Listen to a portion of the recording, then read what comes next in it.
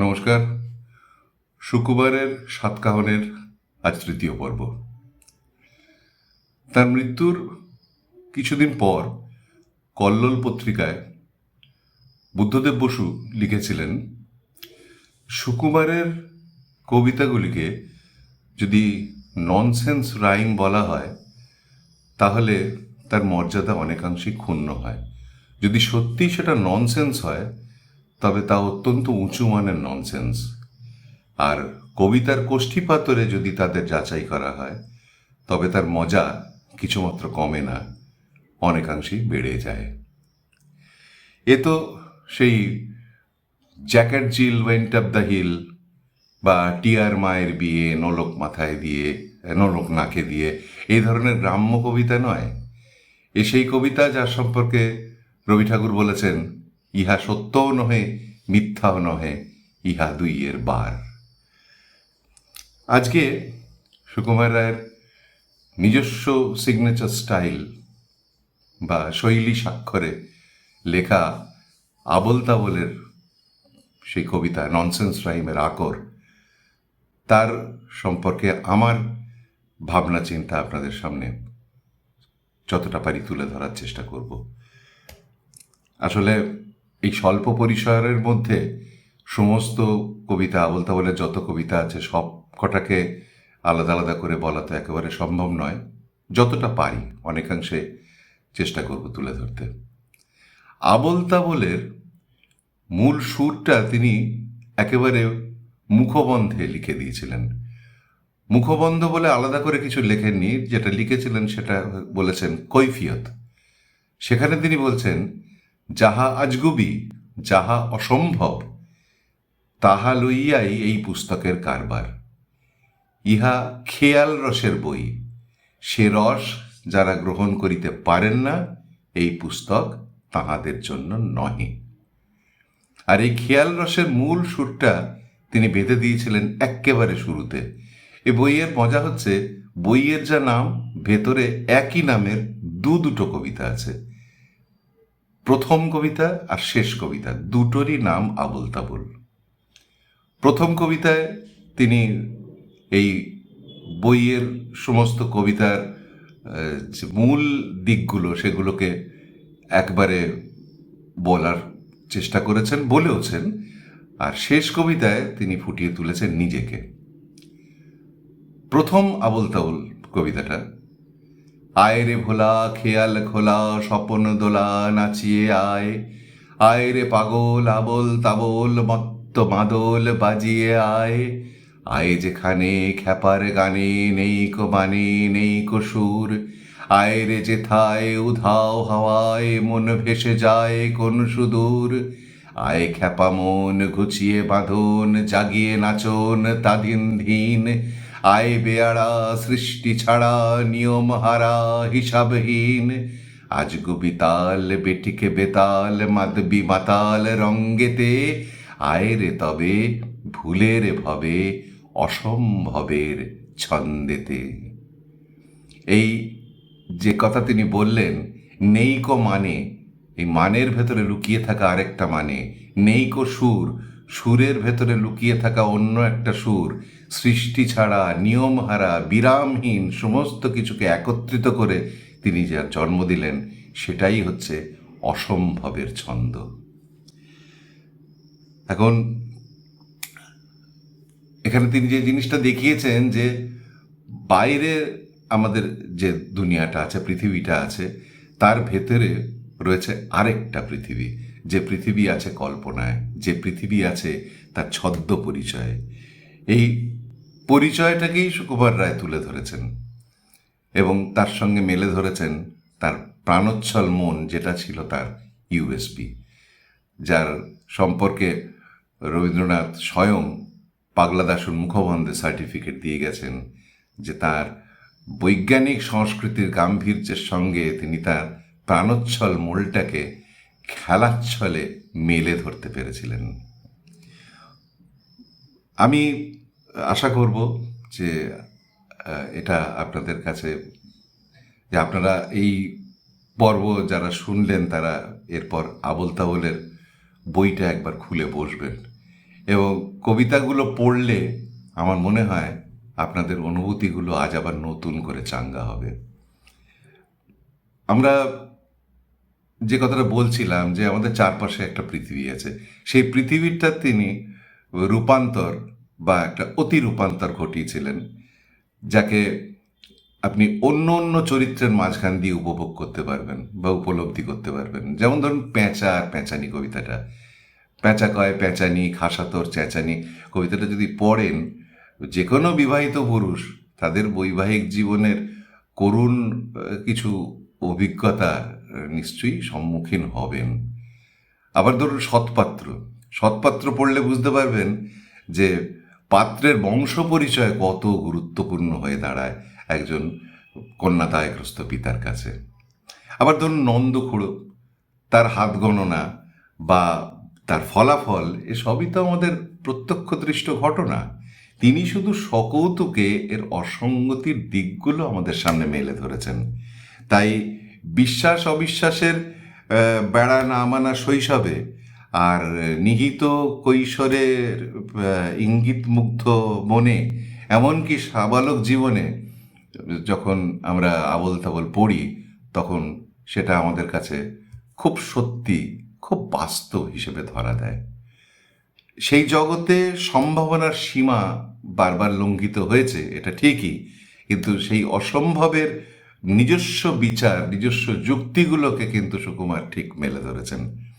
যেমন কোনো একটা বিশেষ চরিত্র, তার কাছে কোনো একটা অসঙ্গত ব্যাপারকে সঙ্গত বলে মনে হতে পারে।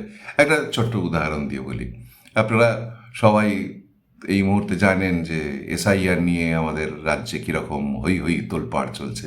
আমি একজনকে জানি, মানে জানলাম আর কি, যার 2002-এর ভোটার লিস্টেও নাম আছে, আবার 2025-এও আছে। অতএব নতুন যে ভোটার লিস্ট বেরোবে তাতে তার নাম থাকাটা না থাকাটা একেবারেই অসম্ভব, থাকবেই। কিন্তু তিনি চিন্তিত তাদের নিয়ে, যদি 2002-এর লিস্টে যাদের নাম আছে এবং 2025-এ নেই তারা কি করবে, যার 2002-তে নাম নেই অথচ 2025-এ আছে তারা কি করবে, 2002-তে যার একটা নাম আছে এবং অন্য একটা আইডি আছে এবং 2025-এ একটা নাম আছে এবং অন্য আইডি আছে, তারা কি করবে। কোনো সমস্যাটাই তার নিজের সমস্যা নয়। এগুলো হয়তো সমস্যা, নিশ্চয়ই সমস্যা, যাদের জীবনে এই সমস্যাটা আছে তারা এই নিয়ে মাথা ঘামাবেন, কিন্তু যার মাথা ঘামানোর প্রয়োজন নেই তিনি বোধহয় তাদের থেকে বেশি মাথা ঘামাচ্ছেন।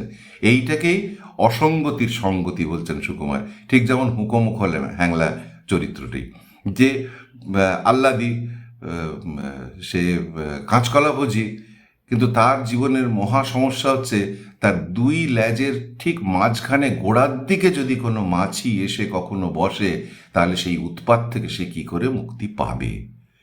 এরকম হুঁকোমুখো হ্যাংলা যেমন একটা সত্যিকারের চরিত্র হয়ে আমাদের সামনে চলে আসে, তেমনি বাকিগুলোও আসে।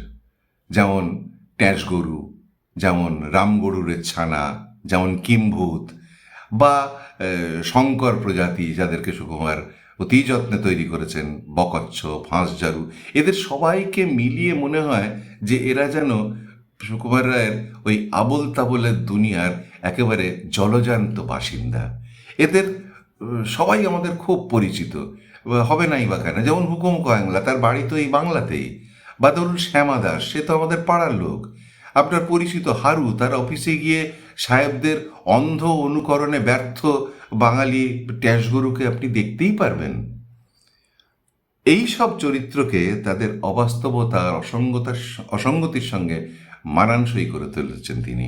আর করে তুলেছেন বলেই তার লেখার মধ্যে তীর্যকভাবে ফুটে উঠেছে আমাদের এই বাস্তব পৃথিবীটা, যেটার সঙ্গে ওই পৃথিবীর একটা অত্যন্ত সূক্ষ্ম ভেদরেখা মাত্র আছে। তাই সেই তার মননে লালিত ওই জগৎ এতটাই বাস্তব, এতটাই মজাদার। এই দুনিয়ার অন্দরমহলে যদি আপনি প্রবেশ করেন তাহলে অনেক অনুভূতি পাবেন। যেমন ধরুন কিম্ভূত, কিম্ভূত কবিতার সেই অদ্ভুত জানোয়ারটি, যার মধ্যে বহু প্রাণীর বিভিন্ন ভালো ভালো জিনিস একত্রিত হয়েছে, কিন্তু এত কিছু পাওয়ার পরেও তার নিজের অস্তিত্বের সংকট হয়েছে। সে তাই ভাবছে যে আমি তবে কেউ নই।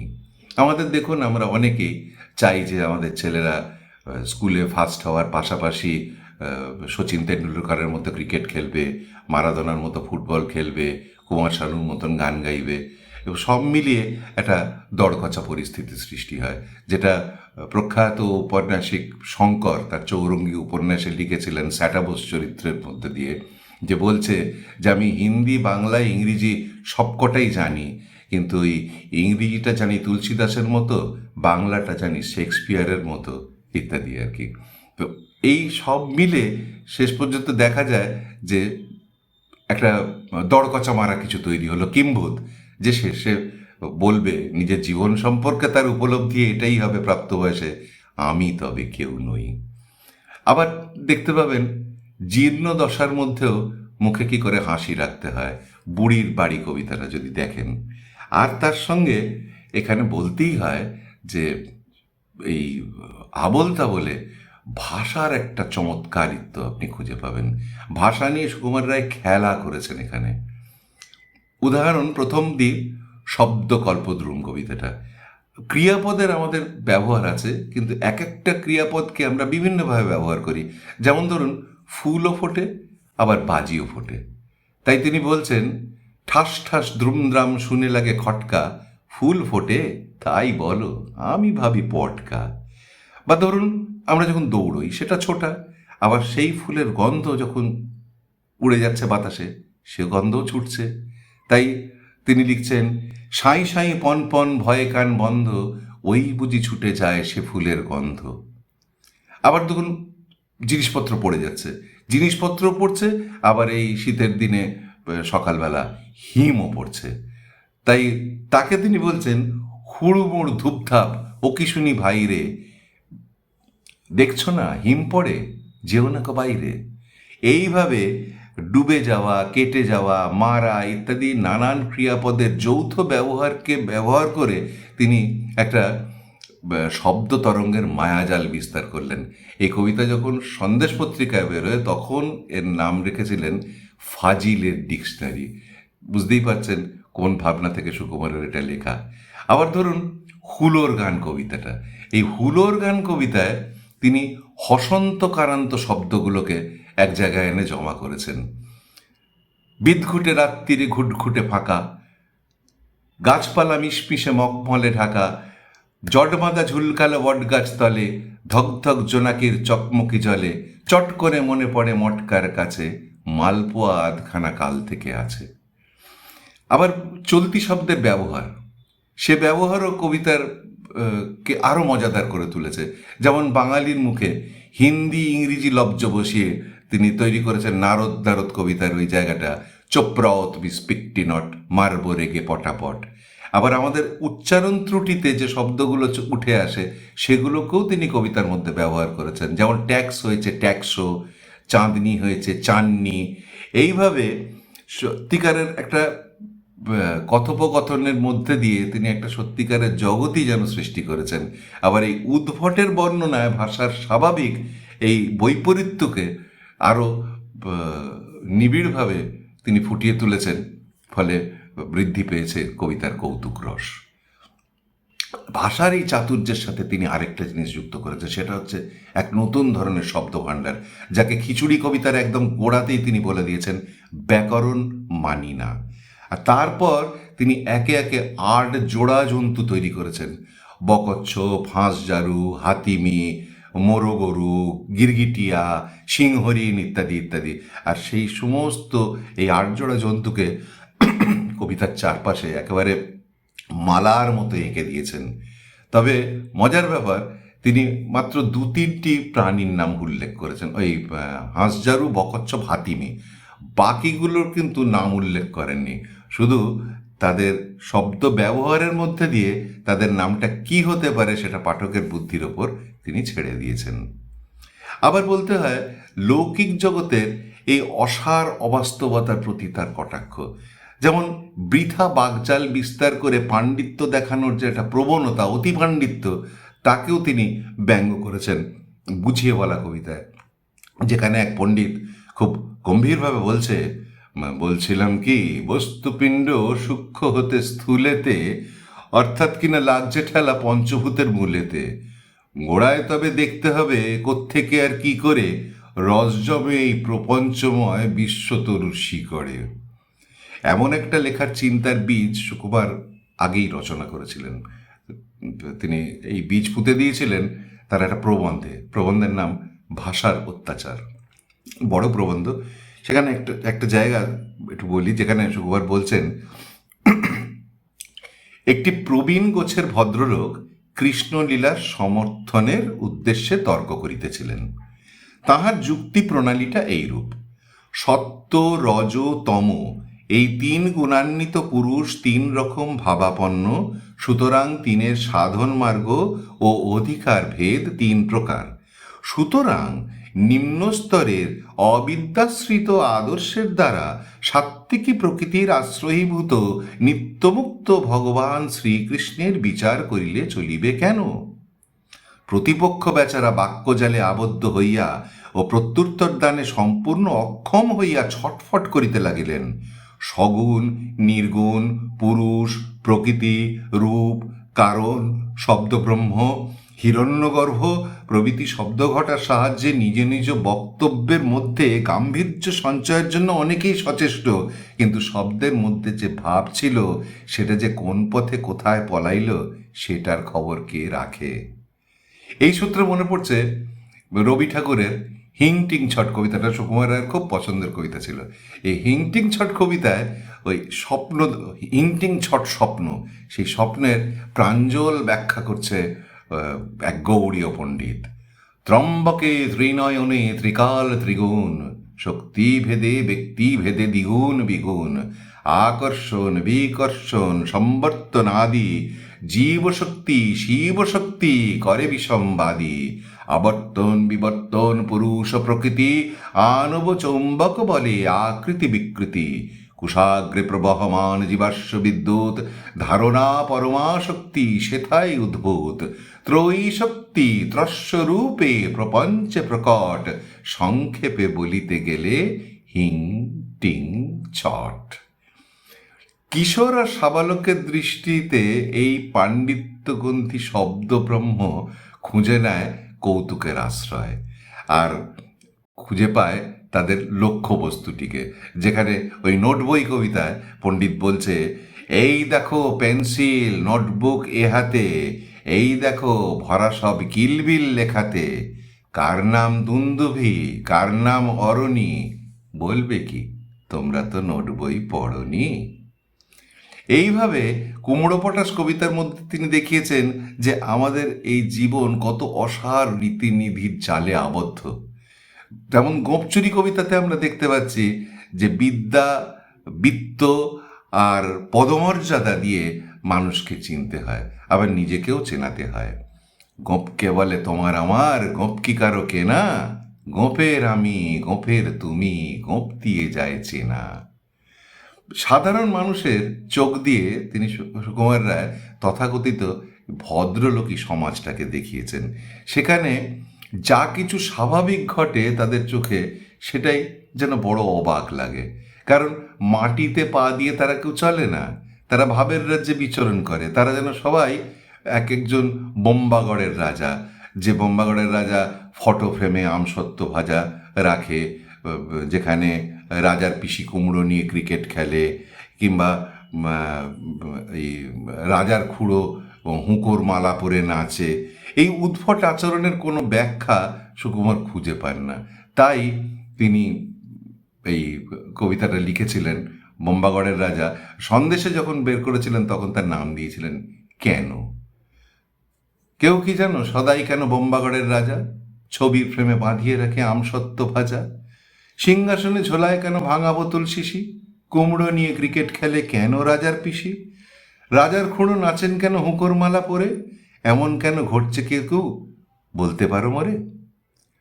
তাই স্বাভাবিক জিনিসপত্র নিয়ে স্বাভাবিক জীবনযাপন তাদের কাছে যেন একটা আশ্চর্যের বিষয়, আর সেইটাকে রঘুবর তুলে ধরেছেন অবাক কাণ্ড কবিতার মধ্যে দিয়ে।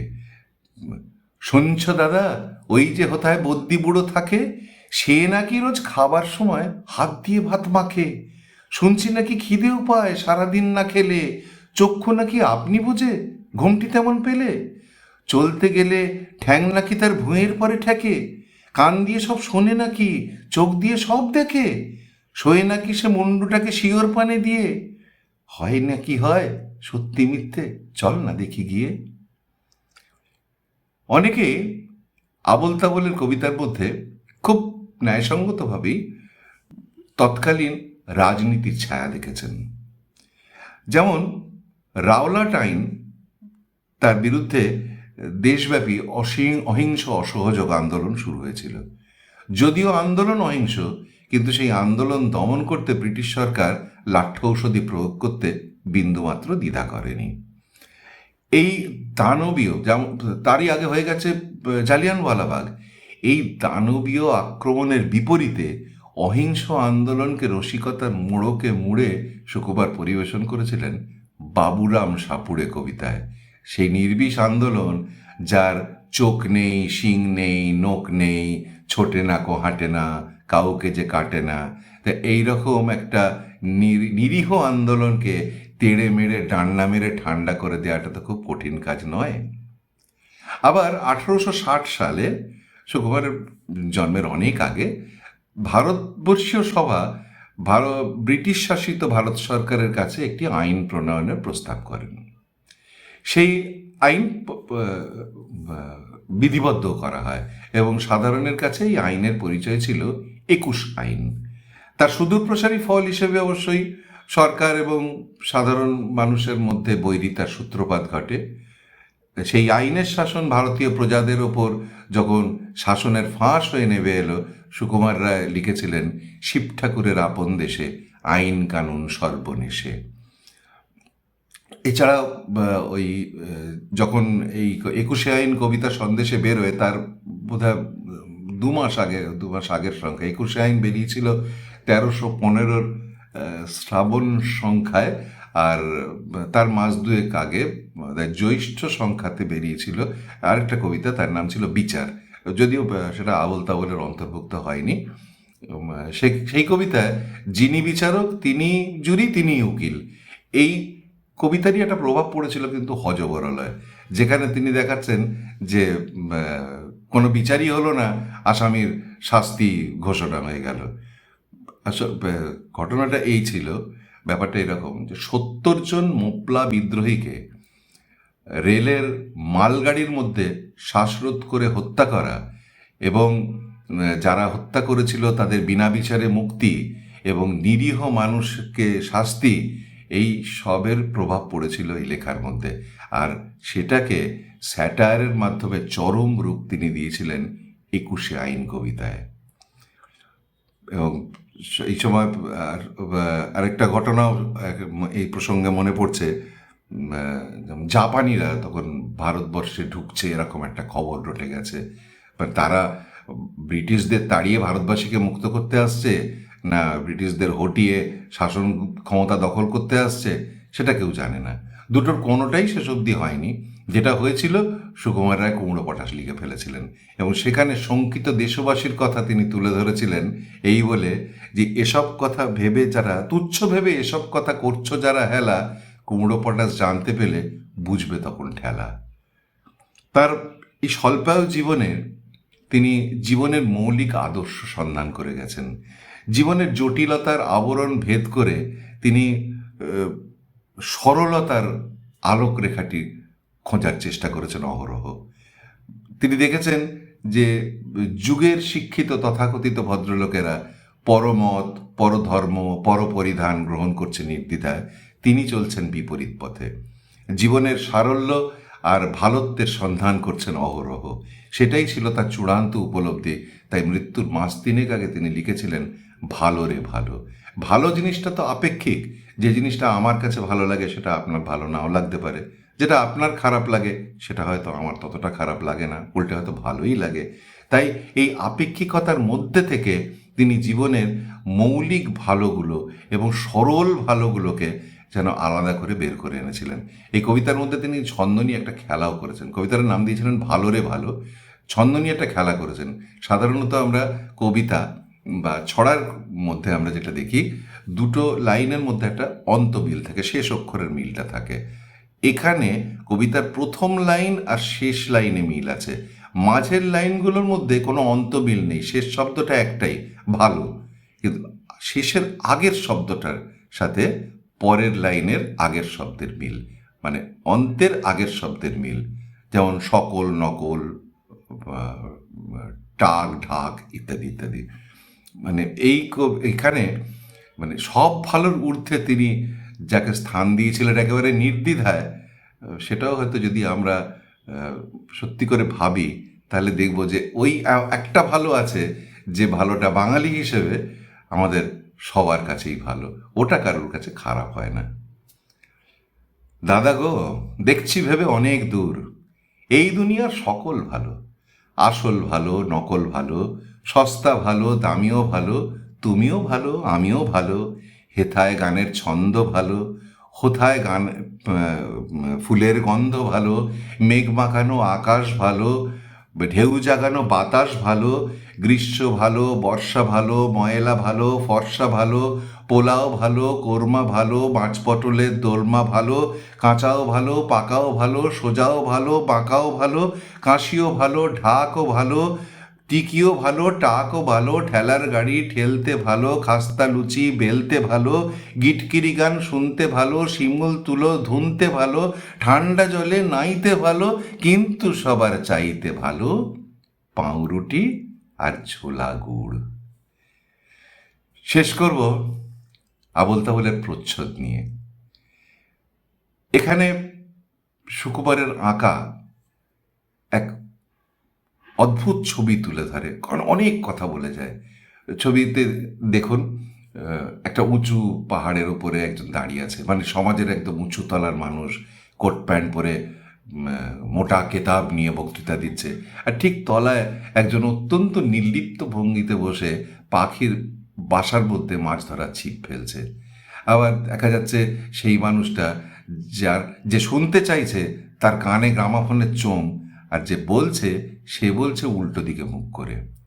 সাধারণ মানুষ যেন আদিম যুগের মানুষ, তারা বলকল পরে জীবনের মৌলিক বেঁচে থাকার স্বার্থে বন্যজন্তুর সঙ্গে লড়াই করছে।